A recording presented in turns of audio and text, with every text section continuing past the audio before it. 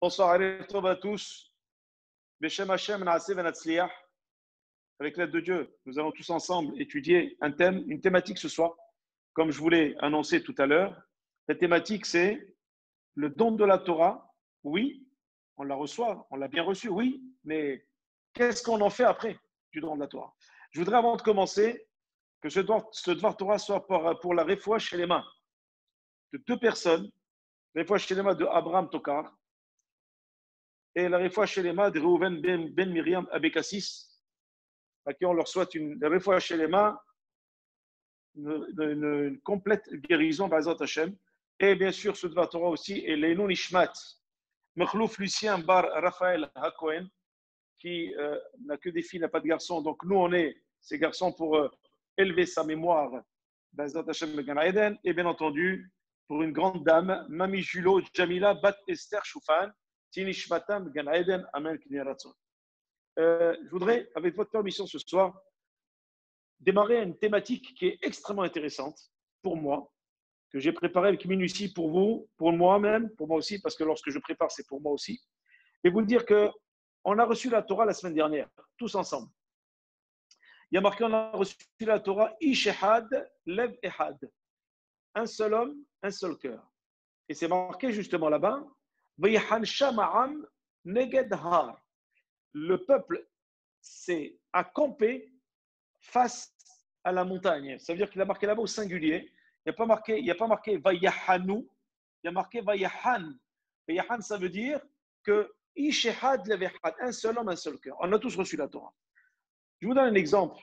Si vous achetez un beau cadeau, vous recherchez un cadeau exceptionnel, et que ce cadeau-là, vous le préparez, il est là depuis très longtemps, vous y pensez, vous le préparez, ça fait des années pour vous le réfléchissez, vous le pensez ce cadeau, vous allez le chercher très loin, vous allez l'acheter très cher, le papier cadeau, la boîte qui va avec, et vous le posez, vous attendez le moment de le donner à la personne qui le mérite. Une fois que la personne reçoit ce cadeau, qu'est-ce que vous, qui avez investi tellement de temps, tellement d'efforts, tellement d'amour et d'affection dans la préparatif de ce cadeau-là, vous attendez que la personne qui reçoit le cadeau puisse en faire bon usage. On est d'accord. Pourquoi bon usage? Parce qu'on ne peut pas recevoir un cadeau si important si après on voit que cette personne-là bafoue ce cadeau. Elle manque de respect à ce cadeau-là. Pourquoi? Parce qu'on a tellement investi qu'il est très important d'en faire bon usage. La deuxième chose, pour introduire un peu le cours, lorsque vous recevez un cadeau d'un homme simple, le cadeau, vous le prenez et ça vous fait plaisir, mais ça s'arrête là. Même lorsqu'une personne simple vous donne un cadeau très important, vous êtes très touché, mais ça reste un homme simple qui vous l'a offert. Mais lorsque c'est quelqu'un de très important qui vous offre ce cadeau-là, nous, c'est Akadosh Baruch Hu, Melech Malchia Melachim, Akadosh Baruch Hu, Bichvodo Ba'atzmo, qui nous a offert ce cadeau qui s'appelle Torah, qui nous s'appelle Aseret Ad-Devarim, Hamisha Humshe Torah, Tanakh, Torah Nevim Ketubim, et que ça vient d'Akadosh Baruch Hu, Alahat Kama Vekama, plus forte raison que lorsqu'on reçoit un cadeau comme ça, il a une hashivut, une importance infinie qui n'a pas de limite. Pourquoi? C'est pas parce que le cadeau est important, c'est parce que celui qui nous l'a offert est très important à nos yeux. Prenons un exemple. Si vous avez quelqu'un, par exemple, que vous aimez énormément, qui vous offre un cadeau même anodin, vous êtes très fier et flatté. Pourquoi? Parce que c'est celui qui vous l'a offert, qui vous a donné tellement d'importance. Quelle que soit la chose qu'on vous a offert, c'est pas important. Ce qui est important, c'est la personne qui vous l'a offert. Mais lorsque vous avez quelqu'un de pas important du tout, et qui vous offre un grand cadeau, vous dites, bon, ça me fait plaisir, mais sans plus. Aujourd'hui, chers amis, nous avons reçu un cadeau qui s'appelle la Torah, qui vient du roi des rois, Kadosh Baruch Hu. Et donc, nous devons être flattés. Nous devons être heureux qui nous a choisi à nous pour nous le donner, cette Torah.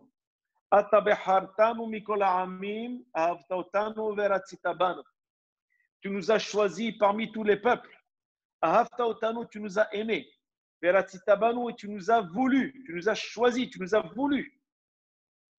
Tu nous as élevés parmi tous les peuples, parmi toutes les langues du monde, tu nous as élevés. C'est-à-dire que finalement, lorsqu'on reçoit un cadeau qui s'appelle la Torah, il faut en faire bon usage. Et c'est là maintenant où j'explique le thème de notre soirée. On a reçu la Torah, certes, et après, qu'est-ce qu'on en fait? Le plus important, Hachem, il nous regarde. Il nous dit, regarde, cette Torah, elle est déjà depuis 900 générations à l'avance, avant la création du monde, elle est déjà prête dans le ciel. J'ai attendu tellement d'années un peuple qui soit digne de recevoir cette Torah.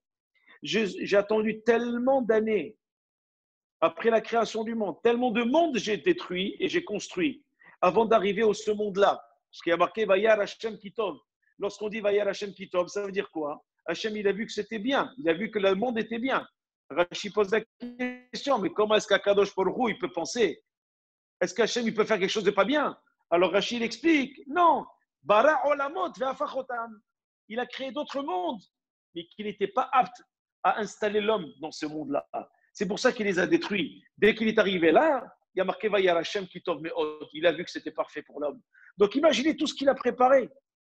Le monde, combien de mondes il a détruit avant d'en arriver au nôtre? Combien de nations il a créé avant d'arriver aux nations d'Israël? Avant qu'Abraham Avinu soit choisi. Et le Abraham, et le Yitzhak, et le Yaakov, Moshe, Aaron, David, Shlomo, pour nous donner la Torah. Combien il a attendu? Combien il a préparé cet événement? Combien il a préparé ce moment pour nous donner cette Torah? Maintenant, aujourd'hui que nous l'avons, est-ce Akadosh Baruch Hu, il nous dit maintenant, je t'ai donné la Torah. Maintenant, je veux voir qu'est-ce que tu vas en faire. Chers amis, ce soir, je vais vous donner des éléments de réponse, de réflexion de qu'est-ce qu'on peut faire de la Torah et comment on doit appréhender ce beau cadeau. Hachem attend de nous qu'on en fasse bon usage. Si Hachem il a mis tellement d'efforts et d'investissements depuis des siècles et des milliers d'années pour créer un monde, choisir un peuple et lui donner sa Torah, c'est pas pour qu'on en fasse n'importe quoi. Au contraire, c'est pour qu'on en fasse vraiment une fierté et pour qu'on représente Akadosh Baruch Hu comme il se doit dans ce monde. Dans ce monde, chers amis, Akadosh Baruch Hu nous a demandé Mekadesh Israël ve'azemanim. Mekadesh Shabbat. Kiddush Hashem. Chaque fois, on a ce verbe qui revient tout le temps. Ça veut dire que les Kadesh, il faut sanctifier. Sanctifier toujours le Shabbat, sanctifier le Zman, le temps. La Zemanim, sanctifier Akadosh Baruch Hu, se sanctifier. Kedoshim Tiyu, soyez saints. On est toujours dans cette notion de sanctification. Et par-dessus tout, on doit être Mekadesh Hashem. Et comment on est Mekadesh Hashem? En accomplissant cette Torah qu'il nous a donnée aux yeux des nations et en ne jamais l'abandonnant. Qu'est-ce qu'on a fait le jour de Shavuot? Le jour de Shavuot, qu'est-ce qu'on a fait? On a lu la Ketouba devant le Echal. On a ouvert le Echal, vous êtes au courant, vous le savez. On lit la Ketouba, le contrat de mariage entre le peuple d'Israël et la Torah d'Israël. Et qui c'est qui en est le rabbin? C'est Akadosh Baruch Hu. Qui c'est qui en est les deux témoins? Shamaim va'aretz, le ciel et la terre. C'est-à-dire qu'on est vraiment dans des moments privilégiés, dans un moment solennel, où nous avons dit Naase benishma. C'est comme lorsque l'homme dit Areat mekude shetli betaba'adzu, kedat Moshe Israël. À ce moment-là, il y a fidélité, responsabilité, devoir entre les deux époux. Et respect. Et pour toute une vie, manière. Ça veut dire qu'on a sanctifié le peuple d'Israël avec la Torah. Le peuple d'Israël sans Torah, c'est un peuple qui n'a aucune valeur. Strictement aucune valeur. Il ne s'appellerait même pas le peuple d'Israël. Il ne s'appellerait même pas Israël. Il s'appellerait simplement un peuple anodin. Rappelez-vous, avant qu'on reçoive la Torah, on était simplement des tribus. Dès qu'on a reçu la Torah, on a eu le titre de Am. Pourtant, c'est Pharaon qui a donné ce titre de Am, ça veut dire de peuple. Mais véritablement, ce titre de peuple nous a été donné lorsqu'on a reçu la Torah. Lorsque la Torah est descendue du Sinaï, cette notion de peuple d'Israël a commencé. Avant, on était Ivrim. Comment on appelait Abraham? Ivri. Yitzhak, Ivri. Yaakov, Ivri. Ça veut dire Ivri des Hébreux. On est arrivé en Mitzrayim, on était simplement des des Shvatim, on est arrivé 70. 70 personnes, on était par âme. Mais une fois qu'on est sorti d'Égypte et qu'on a reçu la Torah, on a reçu ce statut de peuple. Pourquoi? Parce que maintenant, un peuple il doit être dirigé par des règles, par des lois, par des juges, par des tribunaux, par la police, par des rabbanim, par des prophètes, par des kohanim, par des léviim, par des rachem issiim, des chefs de tribu, par des zkenim, des anciens. Shivaim zkenim, il y avait 70. C'est vous dire combien il était important de se dire qu'on n'a pas reçu simplement une Torah. On a reçu une organisation totale, un organigramme de notre vie. Et quelque part, organiser sa vie, c'est respecter la Torah. Ça veut dire que je vais organiser toute ma vie autour de quoi? Je vais organiser ma vie autour de quoi? Autour de la Torah. Et c'est la meilleure manière, chers amis, d'en faire bon usage. Lorsqu'on nous dit on a reçu la Torah, mais comment on doit l'utiliser, comment on doit en faire bon usage, qu'est-ce qu'on en fait? Eh bien, chers amis, une fois qu'on a reçu la Torah, après, il y a un micro qui n'est pas éteint, Michael. Donc, une fois qu'on a reçu cette Torah-là, ce qu'on doit faire simplement, c'est de mettre en application tout ce qui est marqué dans cette Torah-là. C'est ça, le après de la Torah. C'est ça, le post-Shavuot. C'est ça ce qui se passe après Shavuot. Shavuot, ce n'est pas simplement une fête.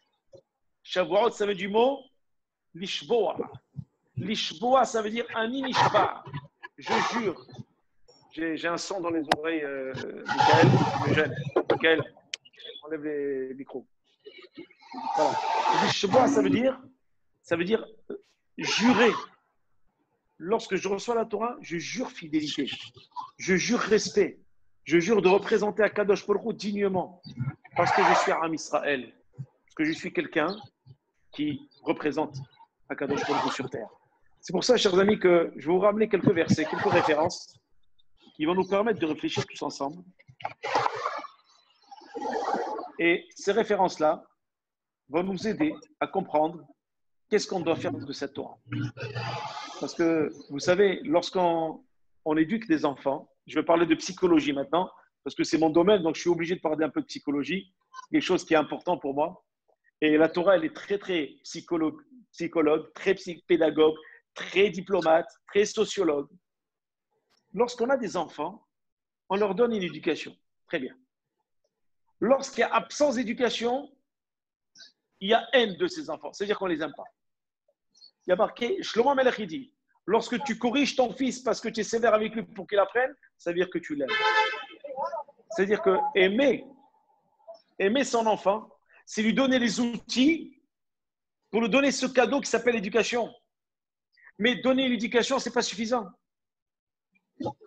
Comment on doit faire après l'éducation? Une fois qu'on a donné les outils pour réussir, il faut lui montrer comment on utilise ces outils. Michael, je suis dérangé par un bruit. Dis, Michael, s'il te plaît, tu m'entends. Michael. C'est-à-dire que lorsqu'il y a des outils, ce n'est pas suffisant. Si je donne un marteau à quelqu'un et il ne sait pas travailler le bois, ça ne sert à rien. Donc, je lui donne un marteau. Et ensuite, derrière, je lui apprends à travailler ce bois-là. C'est ça. Lorsque je donne une éducation aux enfants, il faut qu'après, je sois un exemple. Moi, il faut que je sois un exemple. J'ai donné l'éducation, mais aussi regardez comment je fais. Il y a ce qu'on appelle Naaseh ve Nishma. Nishma, c'est important, mais le Naaseh, il passe d'abord. Il faut faire d'abord. Tu veux enseigner quelque chose à tes enfants? Fais d'abord toi. Avant d'enseigner, fais d'abord. C'est la base de la psychologie. C'est la base de l'éducation. C'est la base aussi, c'est la base de l'enseignement. Si je ne suis pas un exemple dans l'enseignement que je véhicule, je ne peux pas dire à quelqu'un, écoute mon enseignement. C'est pour ça que la Torah nous a dit, les Israéliens n'ont pas dit Nishma ben Naaseh. Ils ont dit Naaseh ben Nishma. Parce que c'est la base de l'éducation, chers amis, ça. C'est la base de la psychologie. C'est la base de la pédagogie. Je ne peux pas donner l'éducation si moi-même je ne suis pas l'exemple de l'enseignement que je porte et que je transporte et que je véhicule. C'est pour cela, chers amis, lorsque quelquefois on manque l'éducation d'un enfant et qu'on se dit, mais j'ai tout fait pour, mais pourquoi ça ne marche pas? Il faut se poser la question, est-ce qu'on a dit vraiment, est-ce qu'on a fait dans l'éducation Naaseh et Nishma?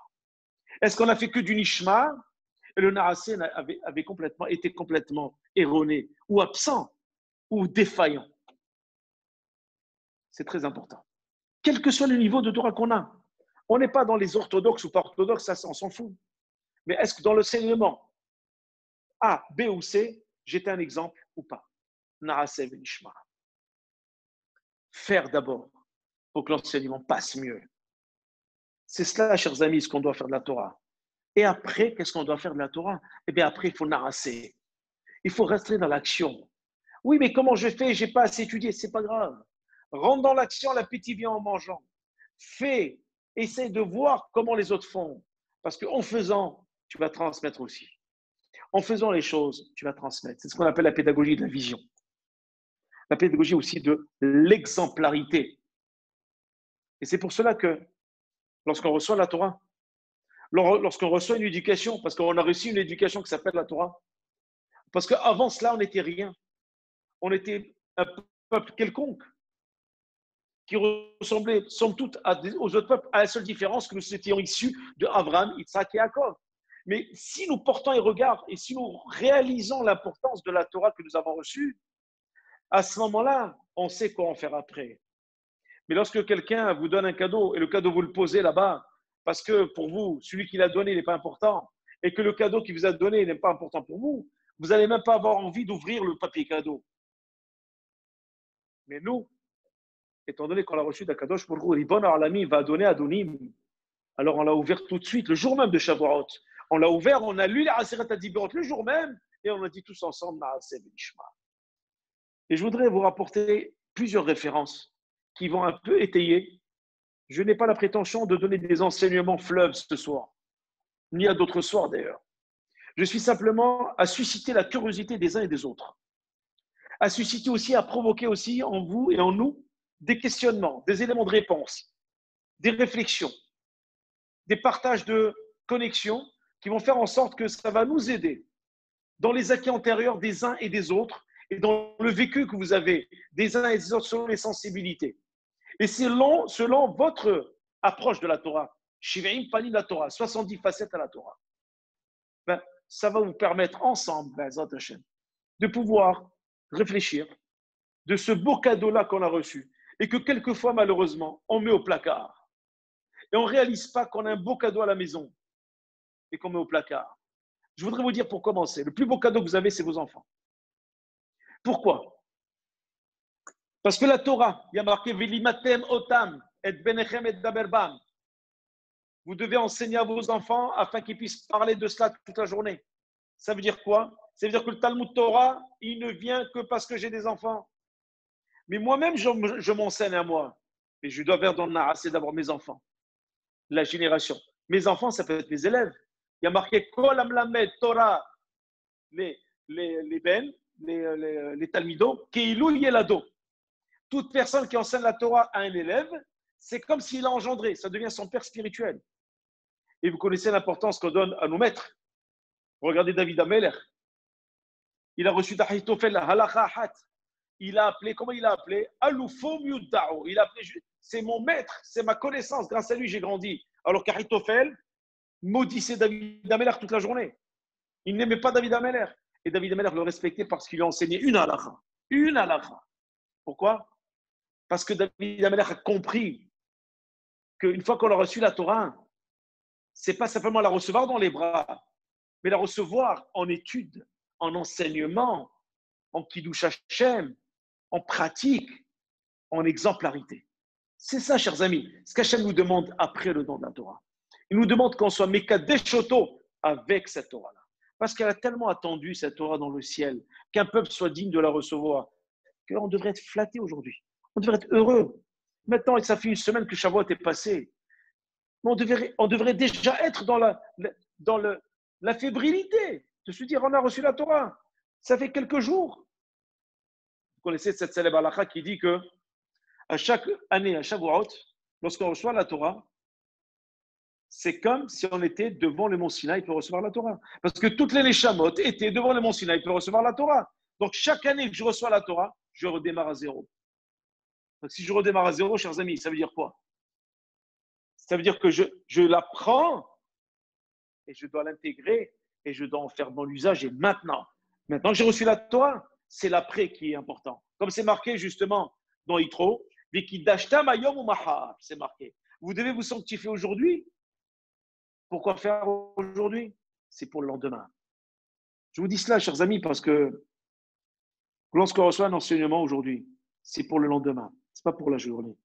Lorsqu'on a des enfants et qu'on leur enseigne la Torah, c'est pour leur devenir, c'est pour leur avenir, c'est pour la future génération que sont vos enfants. C'est pour l'après. C'est marqué. Vous devez être sanctifié la journée d'aujourd'hui, le jour du don de la Torah. Pourquoi faire? Je reçois la Torah aujourd'hui. C'est pour préparer demain. Parce que si je ne prépare pas demain, il n'y a plus de clan Israël demain. Il n'y a plus rien. Si aujourd'hui je ne travaille pas pour demain, je n'ai plus à manger demain. C'est pour cela, chers amis, qu'il y a marqué dans Devarim, il y a marqué Ela Devarim Hachem Diber Moshe Be'ever HaYarden, sur le bord du Jourdain. Ça veut dire quoi le bord du Jourdain? Pourquoi on parle de bord? Et vous allez voir à quoi je vais en venir. Le bord, ça veut dire c'est-à-dire Olam Hazeh, il est Me'ever al-Olam Haba. C'est ça Be'ever HaYarden. Nous sommes tous au bord de quelque chose. Nous sommes tous à l'aube de quelque chose. Nous sommes tous à la fin de quelque chose et au départ d'autre chose. Un homme vit de projet. Un homme vit d'envie ultérieure. Un homme vit de réalisation. Sinon, il n'existe pas. Sinon, il s'ennuie. Sinon, il n'est rien.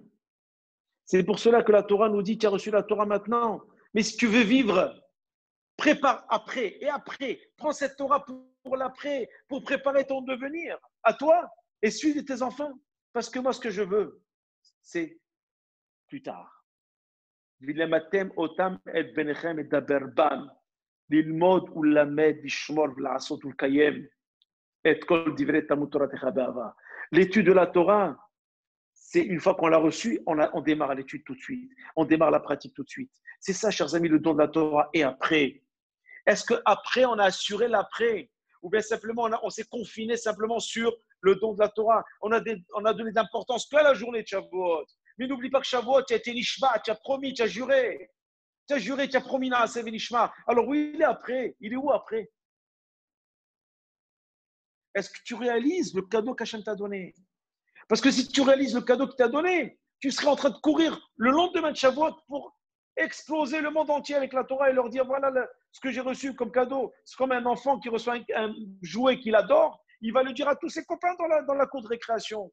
Il va être partout pour dire regardez mon cadeau, il est magnifique. Tout le monde, il veut que tout le monde soit au courant.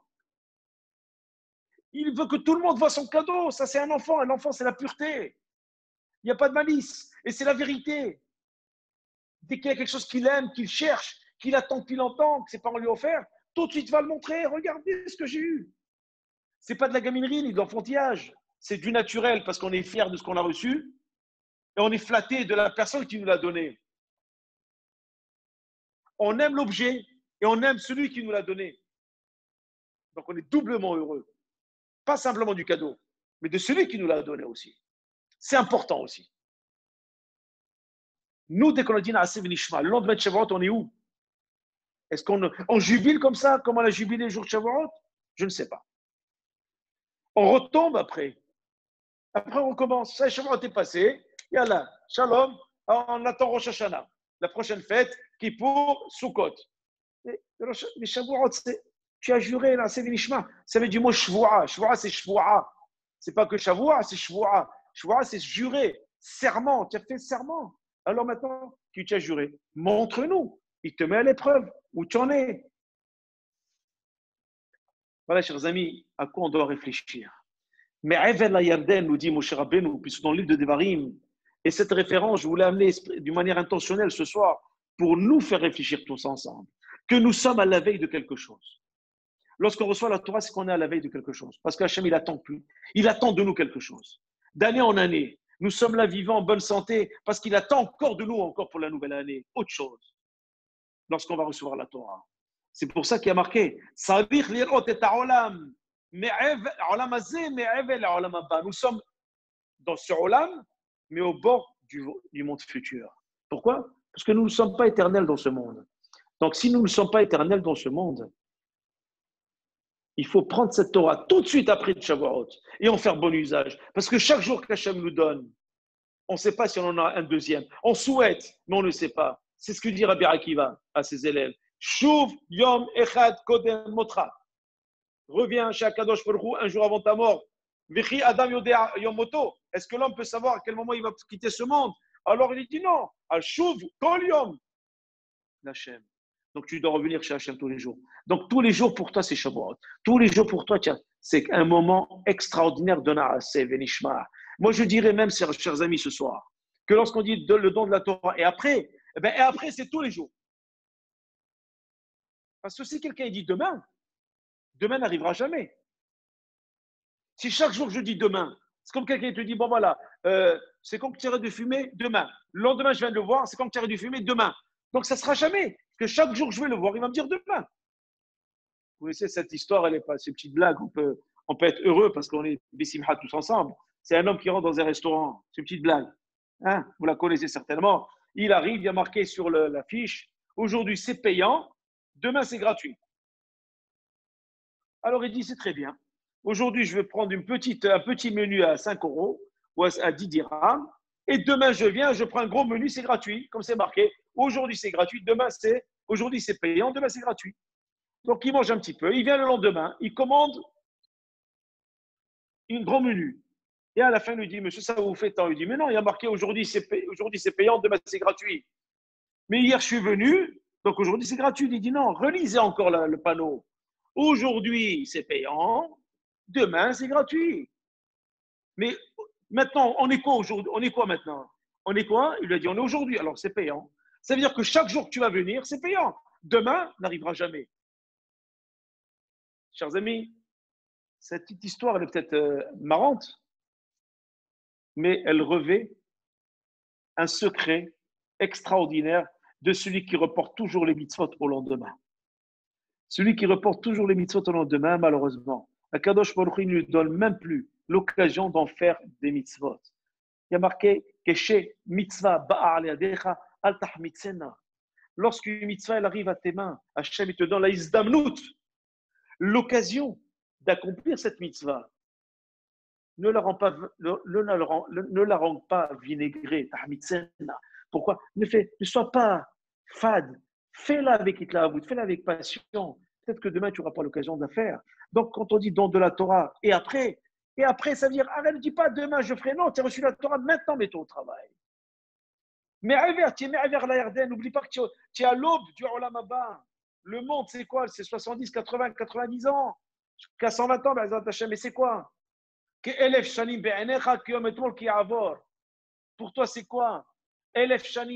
Pour toi, 1000 ans pour toi, bonhomme, 1000 ans pour Akadosh Baruch Hu, c'est l'ombre de quelqu'un qui est déjà passé la veille. Ça dure même pas une tierce de seconde.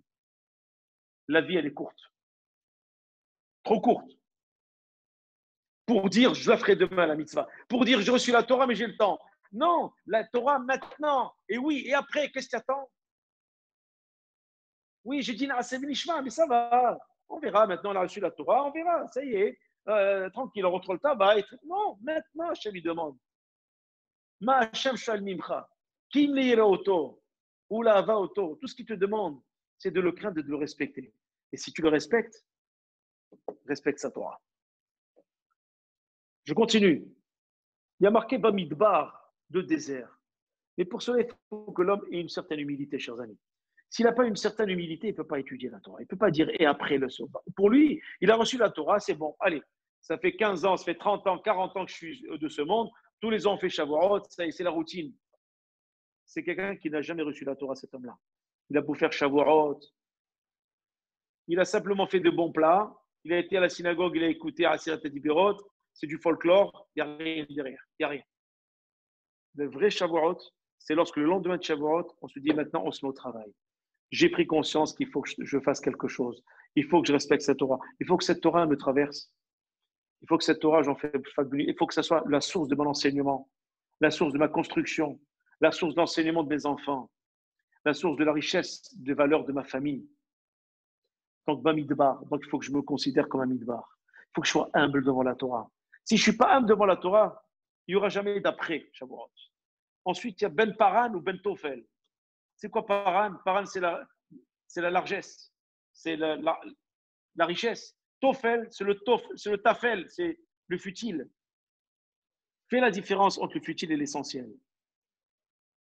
Et c'est pour cela, chers amis, que la Torah nous a été donnée. Pourquoi?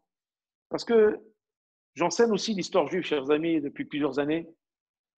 Et je suis amené à enseigner aussi l'histoire des idolâtres de l'époque, au temps des Beth Amikdash, les idolâtres à cette époque-là, lorsqu'ils vivaient, comment ils vivaient. Akadosh Baruch Hu nous a donné cette Torah, pourquoi? Il faut savoir une chose. Hachem toujours makdim refu'a la maka.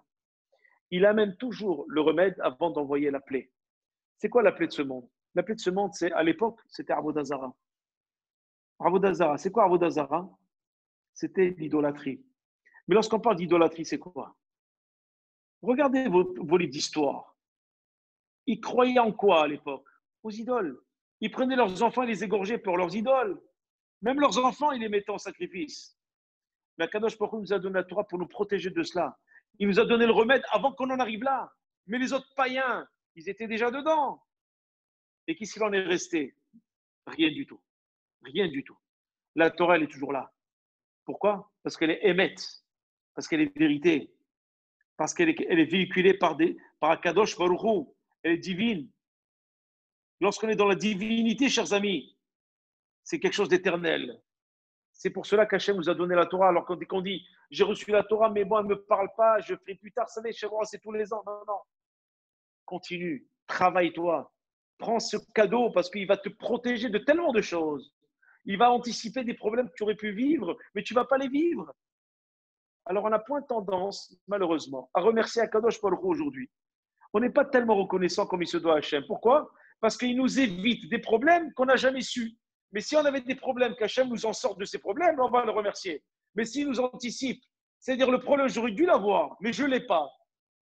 Donc, je ne saurais jamais si je l'ai eu ou pas. Il faut le remercier tous les jours. Parce que tous les jours, si on vit une journée tranquille, c'est une belle akha d'Akadosh Baruch Hu. Et donc, on a le devoir de le remercier. On a le devoir de faire ce qu'on appelle Hakarat Tov. Et c'est pour cela que nous, en ayant en tête cet Hakarat Tov, on doit toujours se dire le don de la Torah, oui. Et après, je prends cette Torah et je fais en sorte de la divulguer, de la montrer à tout le monde, comme un enfant qui aime son jouet, qu'il a reçu. Il est heureux. Hachem l'a donné. Il m'a choisi à moi. Qui je suis moi? Et pourtant, il m'a choisi à moi. Donc, s'il m'a choisi à moi, c'est que je suis capable. C'est que je suis d'une nation de prêtres. Je suis capable. Si je suis capable, c'est qu'Hachem m'a donné certains niveaux. Il m'a considéré. Donc, à moi de faire en sorte que le lendemain de Shavuot, je me mette au travail. Encore une fois, Moshe Rabbeinu, avant qu'il reçoive la Torah, comment est-ce que la Torah, elle qualifie Moshe Rabbeinu lui-même? Je parle du personnage. Elle le qualifie, il dit, a marqué, Moshe Rabbeinu lui-même, il dit, Lo ish devarim anochi. Je ne suis pas un homme de parole. C'est quoi de parole? C'est-à-dire, il avait un défaut de langue, Moshe. Vous savez très bien que Moshe Rabbeinu, il bégayait parce que sa langue a été brûlée lorsqu'il était petit devant Pharaon. Très bien. Il dit, Lo ish devarim anochi. C'est-à-dire, je ne suis pas un homme qui a reçu des devarim, ça veut dire la aseret devarim, qui commence par anochi. Ça a été dit avant le don de la Torah. Mais une fois que Moshe Rabbeinu a reçu la Torah lui donne un autre qualificatif. Il y a marqué Marbe Lashon Etz Haïm. C'est quoi Marbe Lashon? Quelqu'un qui parle que de Torah, alors c'est un arbre de vie. Maze Etz Haïm Omeret Torah. Qu'est-ce que nous dit la Gemara? C'est quoi Etz Haïm? En Etz Haïm et la Torah. Comme c'est marqué dans ce que vous lisez lorsqu'on sort les Sefer Torah, Etz Haïm hi la mahazikim ba vetomchea meushar.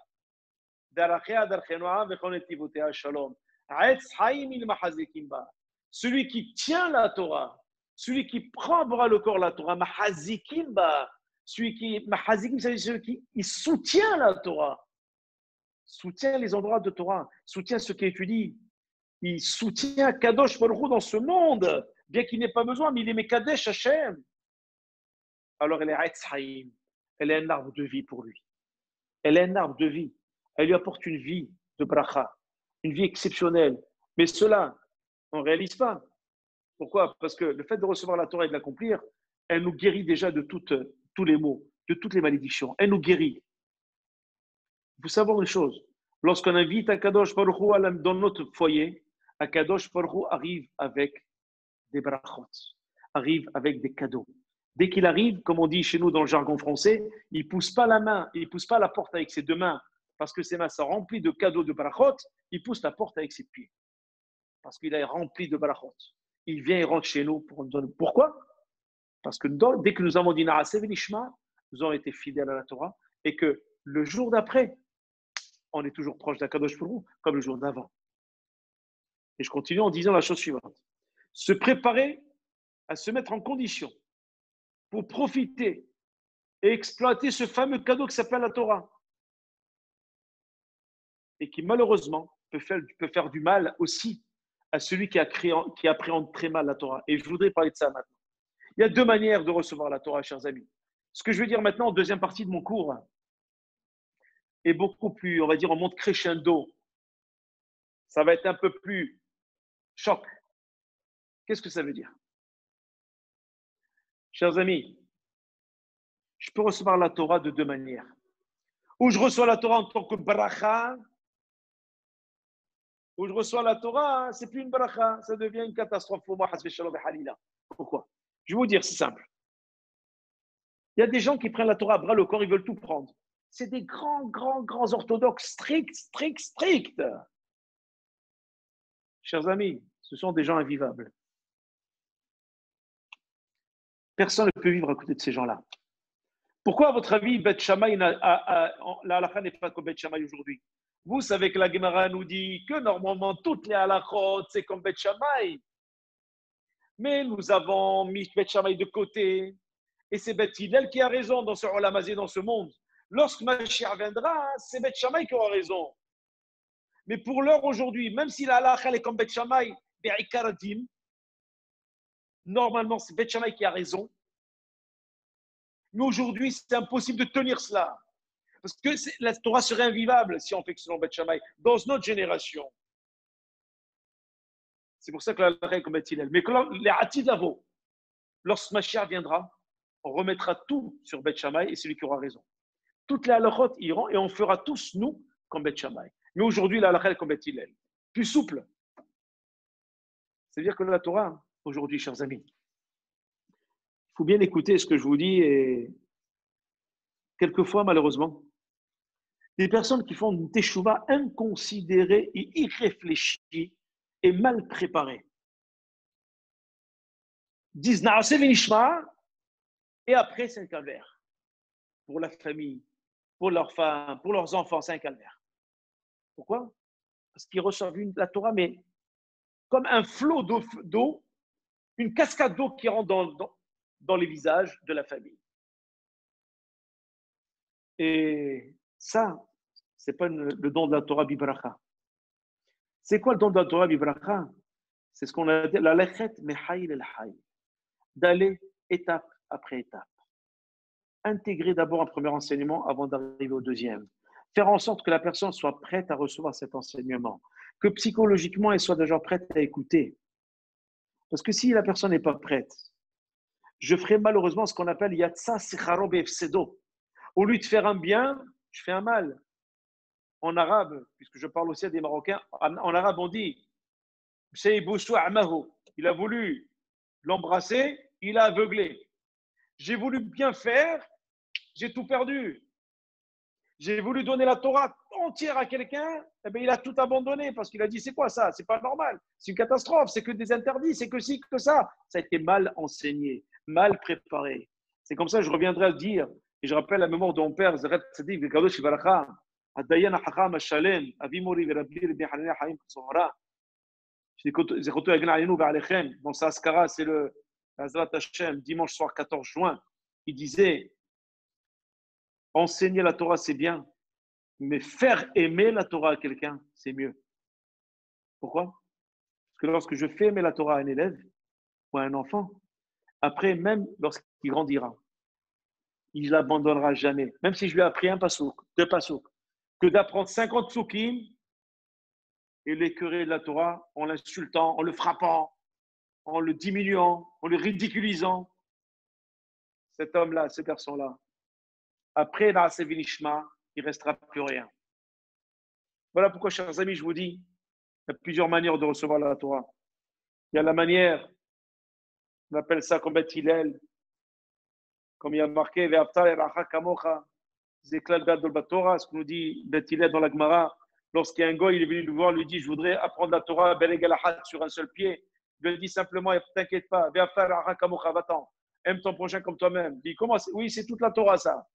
Si tu aimes ton prochain comme toi-même, tu es toute la Torah. Et Beth Shammai, lorsqu'ils sont venus voir Beth Shammai, il les a renvoyés.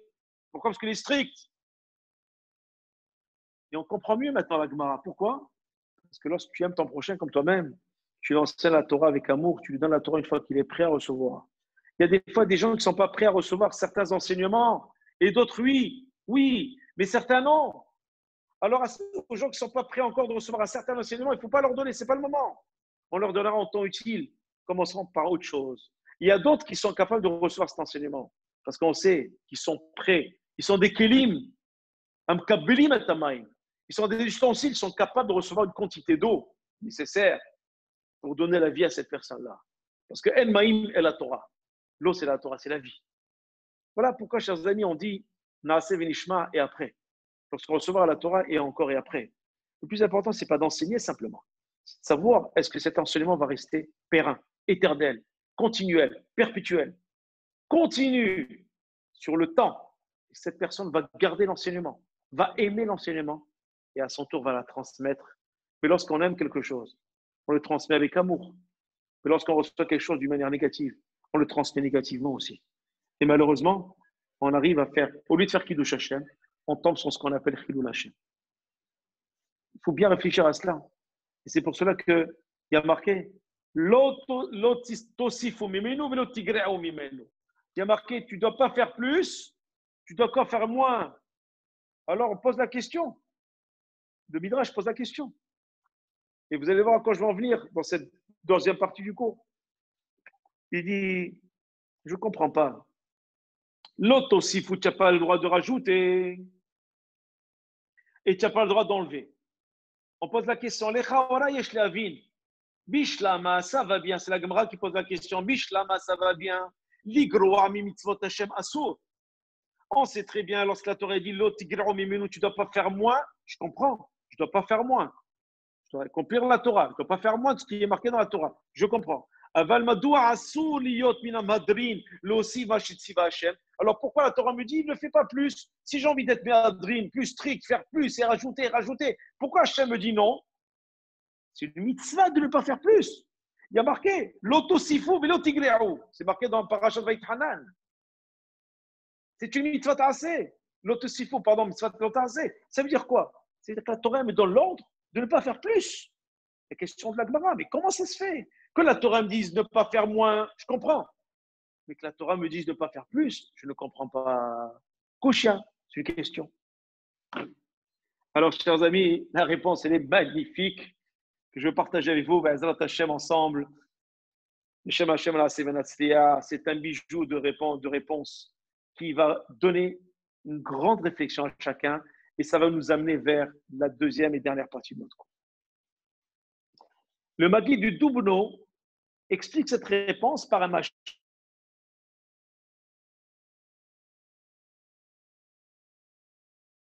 Il y avait un homme qui avait l'habitude toujours de taper chez le voisin pour lui demander des ustensiles. Prête-moi la marmite.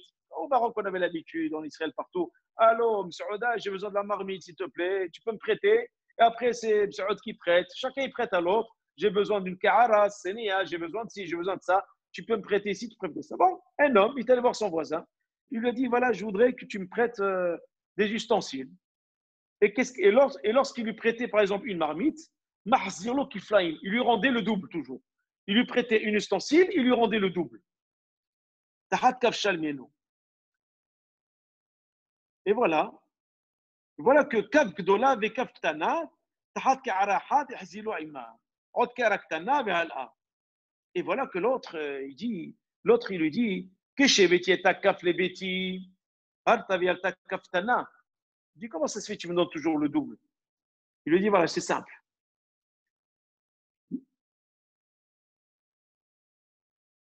Lorsqu'il lui a amené Kaf, ça veut dire qu'il lui a amené une cuillère, et Ihzilu Shta, il lui a rendu deux. Il lui a amené une grande cuillère et une petite cuillère. Il lui a rendu quoi?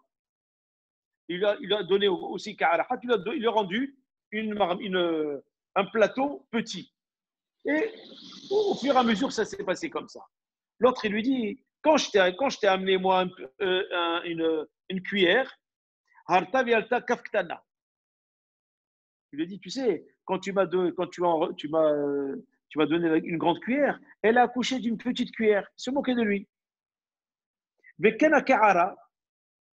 De la même manière, tu m'as donné une grande bassine, elle a accouché d'une petite bassine. Je t'ai rendu une petite. Mais je ne comprends pas. Je te donne une grande, tu me donnes une petite.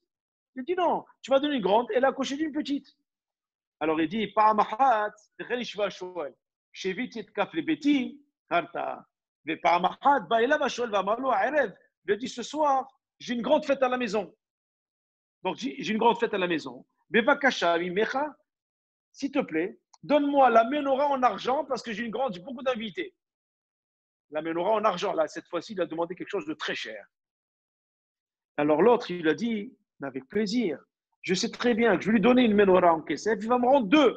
Donc c'est très bien, je lui prête. Les mahar, Beni Avrou, et voilà, plusieurs jours après, l'autre, il ne lui ramène pas sa menorah en argent. Alors il dit, pourquoi tu ne m'as pas rendu la menorah en argent que je t'ai prêtée? L'autre, il lui dit, lorsque j'ai amené la menorah à la maison, la menorah, elle est morte, elle est décédée, j'ai plus de menorah. L'autre, il s'est énervé, lui dit, dis-moi, pourquoi tu te moques de moi? Quoi, une menorah peut décéder? Il a dit, attends, lorsque je t'ai dit que lorsque tu me donnais une grande cuillère et que je t'ai ramené une grande plus une petite en te disant que la petite, elle est venue au monde grâce à la grande, tu as accepté ce mensonge. Mais maintenant que je te dis que la Hanouka en argent que tu m'as prêtée, elle est morte, je ne peux pas te la rendre, là, tu ne crois plus. Alors que je te disais, ce que je te disais tout à l'heure, était déjà un mensonge, était déjà quelque chose de grotesque. Et pourtant, tu y as cru. Et maintenant, quand ça ne t'arrange pas, alors qu'est-ce que vient nous dire? Il dit le Nimshal, voilà ce qu'on doit comprendre de ce Machal. L'autosifu, vous ne devez pas rajouter. Arrêtez d'inventer des choses, de rajouter des choses qui ne sont pas dans la Torah. Pourquoi? Parce qu'après, vous allez être amené à faire en moins. Comme on dit, toute personne qui rajoute tellement, un jour ou l'autre, elle va faire moins. Pourquoi? Parce qu'à force de rajouter, à force d'inventer des choses qui n'existent pas, malheureusement, il y a des gens, malheureusement, qui vous disent, moi, je rajoute, j'ai fait sur moi. Tu veux rajouter sur toi, c'est ton problème. Mais tu ne rajoutes pas sur les autres. Tu vas être mahmir sur toi. Ne sois pas mahmir sur les autres. Parce qu'on a dit, ne va pas écœurer tout le monde avec ta Torah à toi. C'est la tienne, ça. Elle te convient à toi. Elle ne convient pas aux autres. L'autre, il va recevoir la Torah différemment. Et c'est là-dessus que je voudrais insister ce soir. On a tous dit Naaseh V'Nishma, mais on ne l'a pas dit de la même manière. Parce que chacun a une sensibilité différente. Chacun va vivre le lendemain de Shavuot différemment. Mais on doit tous être dans une dynamique d'avancement. On doit tous être dans une dynamique d'évolution. C'est obligatoire. Par contre, ce qui est rassurant, c'est que chacun va évoluer à sa manière. Il y a des familles qui vont voir de cette manière, des familles de l'autre manière, voilà, chacun d'une manière différente. Et c'est là la richesse. Ne pas rajouter des choses qui ne sont pas marquées et les imposer aux autres. Parce que ce n'est pas Naaseh V'Nishma, chers amis. Ce n'est pas Naaseh V'Nishma. Naaseh V'Nishma, c'est fait d'abord, sois un exemple d'abord toi-même. Afin que les autres aiment ce que tu fais. Et écoute ton enseignement plus tard. Pour cela, chers amis, il est important de comprendre que l'otigra'u mimenu, parce que on est dans l'otigra'u mimenu, lorsqu'on est, ça j'ai parlé tout à l'heure de ne pas rajouter, maintenant je vais parler de ne pas enlever. C'est quoi l'otigra'u? Mitakinim, yedu'im, nikhlisu, etc. Ils lui ont dit, il faut qu'on fasse des petits kounim pour essayer d'alléger des choses sur des gens. Malheureusement, on a eu malheureusement ce qu'on appelle des tzdukim. On a eu aussi des illuminés, on appelle ça la Renaissance. Ils ont fait quoi? Ils ont allégé la Torah pour essayer de faire en sorte qu'elle soit taillée sur mesure pour les gens. Ça, c'est l'autre tigre'u mimenu. On a les deux extrêmes qui sont extrêmement dangereux. L'autosifou, qui va amener à la haine de la Torah, parce que ça sera mal pris. C'est trop sévère, c'est trop strict, trop austère, trop dur, trop de ce que vous voulez. Et de l'autre côté, on va alléger pour que les gens ont dit, écoute, la Torah, tu n'y arrives pas, on va réduire la Torah pour qu'elle arrive à ton niveau. Depuis quand on va réduire? La Torah te demande de t'élever sur la... C'est une beracha de t'élever. Et toi, tu es en train de réduire la Torah à ton niveau à toi? Qui tu es, toi, pour réduire la Torah? C'est la Torah qui te demande de t'élever vers elle. Et c'est là, chers amis, où nous avons l'équilibre. Quand on joue sur un équilibre, on est vraiment dans un sein d'équilibriste extraordinaire. Et d'où la nécessité de pédagogie, de psychologie, de compréhension, de patience, avec nous-mêmes, avec nos enfants, et avec nos élèves, afin de les amener à l'amour de la Torah. Parce que, si je dois résumer, le don de la Torah et après, le don de la Torah et après faire aimer la Torah. On a reçu la Torah? Faites-la aimer. Faites-la aimer. Donnez une belle image de la Torah. Mais ça commence d'abord par soi-même. Ça commence par son physique. Ça commence par sa joie de vivre. Ça commence par sa façon de parler avec ses enfants, avec sa femme et avec ses élèves, avec son entourage. Il faut que ça soit qu'on dise, oh là là, regardez cet homme-là, comment il accomplit la Torah, mais c'est une merveille. Ça donne envie. Chers amis, c'est ça le don de la Torah. Là, on a réussi le don de la Torah. Là, on est fiers de notre cadeau. Là, on est fiers de dire, voilà le beau cadeau que j'ai reçu d'Akadosh Baruch Hu. Il me l'a donné qu'à moi. Elle est là depuis 900 ans avant la création du monde. Il me l'a donné qu'à moi. Le blanc c'est extraordinaire. C'est extraordinaire. Faire en sorte de bien le montrer, de représenter la Torah comme il se doit. Voilà pourquoi, chers amis, il y a marqué juste après ce verset, si vraiment nous sommes dans l'otigreu, l'autosifu, nous sommes vraiment en situation de la Yarden. On est au bord du Olam Haba parce qu'on sait que dans ce monde, on se prépare au Olam Haba et qu'on a le travail qu'on a à faire. On n'a pas de temps, il faut faire le travail. Il ne faut pas perdre une seconde. Et que nous sommes comme un midbar, nous sommes humbles. Et nous avons fait la différence entre l'essentiel et le futile. Et que nous savons que la Torah, c'est une troufa. C'est un médicament pour notre neshama. C'est pour nous protéger de la avodah zara, de tous les aléas de notre monde. À ce moment-là, Baruch Hashem, elle nous apportera la simha, elle nous apportera la sérénité, la foi shlema, elle nous apportera surtout les bonnes nouvelles. Et c'est pour cela, chers amis, il y a marqué juste après dans la Torah, si vous accomplissez la Torah avec amour, alors kihi chokhmatrem ou binatrem le'anei amim, asher yishmi'un et kol hachokim ha'ele ve'amru, rak am hacham venavon ha'am hagadol hazeh. C'est extraordinaire.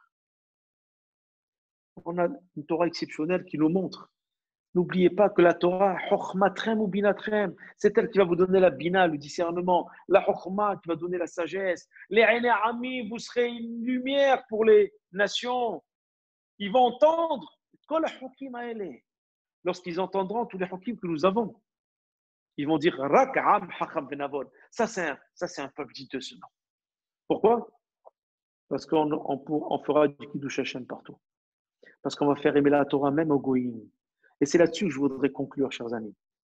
Faire aimer la Torah à nos élèves, à nos enfants, à nos femmes, c'est extraordinaire.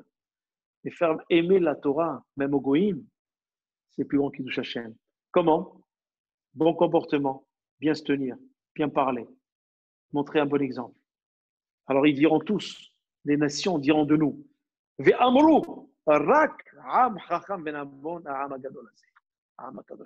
eux-mêmes diront, c'est un peuple saint, c'est un peuple extraordinaire. Am hacham venavon. Vous vous rendez compte que les goïms vont dire ça de nous? Et pour cela, il faut qu'on soit à leur hauteur. Il faut qu'on soit à la hauteur de l'après, donc de la Torah. On n'est pas là simplement à prendre la Torah simplement. Et on le dit après. Umi goy gadol asher lo chokim mishpatim tzadikim. Kechol haTorah azot asher ani notel lifnechem.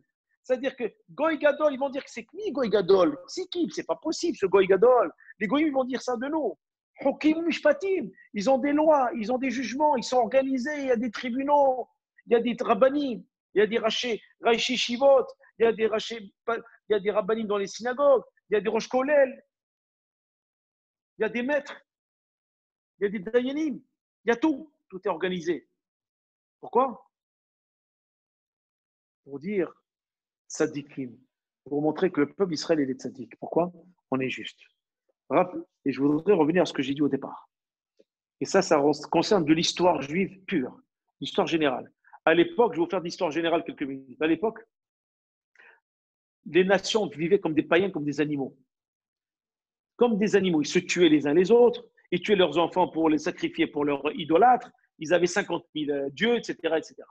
Le seul peuple, depuis Naaseh Vinishma, qui s'est comporté en tant qu'être humain et qui n'a fait de mal à aucune nation, regardez l'islam a tué énormément de monde, regardez la chrétienté, les inquisitions, durant toute l'histoire, Ram Israël, il a traversé les générations. Pourquoi? Merci. Hokim ou Mishpatim Tzadikim. Parce qu'ils avaient des Hokim Mishpatim. On a toujours été comme des Bnei Adam, toujours été dignes. Ou Migoy Gadol. Et les nations aujourd'hui, aujourd'hui, disent tous ensemble ou Migoy Gadol. Alors soyons tous ensemble, chers amis, Goy Gadol, une nation grande. Non pas grande parce qu'on a beaucoup d'argent, c'est pas ça qu'on nous demande. Ça, Kadosh Baruch Hu, tu te débrouilles, ça, je suis sûr que tu as un instinct de survie, tu vas avoir de l'argent, c'est pas non, Gadol, Gadol Bechokma, Gadol Batorah, Gadol qui est Navon, sois grand dans la Torah, sois différent, sois quelqu'un qui sera un exemple. Fais-moi aimer à travers les nations. Fais-moi aimer. C'est ça que nous demande. Et je retiens ça de mon père, Zaret Tzadik Baracha. Tous ces élèves qui sont aujourd'hui des dayanim dans le monde entier, certains parmi vous l'ont connu, à Casablanca. Il a fait aimer la Torah aux gens aujourd'hui qui sont des grands dayanim. Que lorsqu'il y avait le espèce de mon père pendant les 7 jours, les Shivat Hayamim, quand il est décédé, on venait me dire, ton père, il nous a fait aimer la Torah. Ce n'est pas le nombre de feuilles à étudier, le nombre de gmarot, c'est aimer la Torah. C'est pour ça qu'aujourd'hui, on est des dayanim. C'est parce qu'on aime la Torah. Lorsqu'on nous apprend à aimer la Torah, on ne lâche jamais la Torah. On ne la lâche jamais. On en fait, on étudie comme on peut, mais on ne lâche jamais. Mais si quelqu'un lui enseigne des milliers de pages avec écœurement, avec beaucoup de, comment dire, de contraintes et de sévérité, cet homme-là, dès qu'il devient libre, il vous dit maintenant votre Torah, vous la gardez, au revoir et merci. Alors soyons dignes de notre Torah. Nous sommes maintenant à une période juste après Shavuot. Nous avons prêté serment devant Kadosh Baruch Hu à Sevenishma. Nous nous sommes mariés avec la Torah, avec la Ketouba devant l'Echad. On a dit maintenant, nous avons demandé à Hachem maintenant que cette Torah, pour nous, elle soit une troufa, elle soit un médicament, elle soit pour nous quelque chose qui nous apporte la santé, la joie et surtout la fierté de voir nos enfants grandir comme nos parents et grands-parents et grands-parents jusqu'à Abraham Avinu ont grandi dans la Torah. C'est ça la plus grande fierté. C'est ça votre richesse. C'est voir vos enfants grandir dans la Torah et les mitzvot. Quel que soit le métier qu'ils font, quels que soient les diplômes qu'ils font, d'avoir cette Torah qui est au centre de leur intérêt, de leurs préoccupations.